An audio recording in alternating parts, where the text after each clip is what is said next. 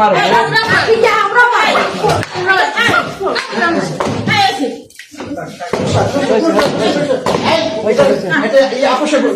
ব্যবস্থা গ্রহণ করে সেক্ষেত্রেও আমার কোনো দ্বিধা থাকবে না।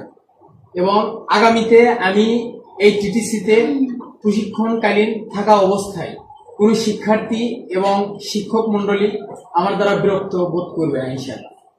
এই জন্য আমি আমার পূর্বের সকল কৃতকার্যের জন্য আপনাদের সকলের কাছে ক্ষমা প্রার্থী। আমি আমার ভুল স্বীকার করে নিচ্ছি এবং আগামীতে আমি কোনো অন্যায় কাজ করবো না ইনশাআল্লাহ।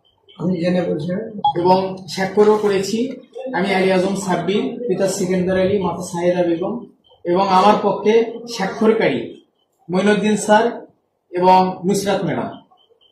আমি স্বীকার করেছি। একটু বলেন যে আমি ব্লক বাটিক ট্রেড সহ অন্যান্য সকল ট্রেডের মেয়ে প্রশিক্ষণার্থীদের ইফটিজিং, তারপর হ্যারাসমেন্ট এবং বিভিন্ন ধরনের বাজে মন্তব্য করে তাদেরকে উত্ত্যক্ত করেছি। এই কথাটা আরেকবার একটু আপনি বলেন নিজের গলায়।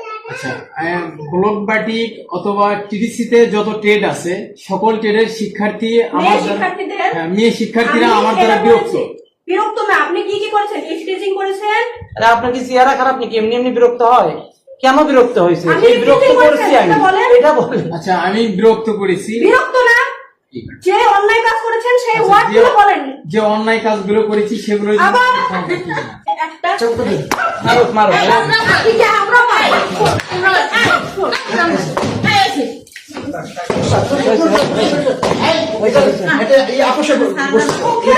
মুখে বলিস একটা কথা। এদেরকে ইফটিজিং করেছি এবং বিভিন্ন বাজে ভাষায় অশ্লীল কথা বলে আমি মেয়েদেরকে উত্ত্যক্ত করেছি।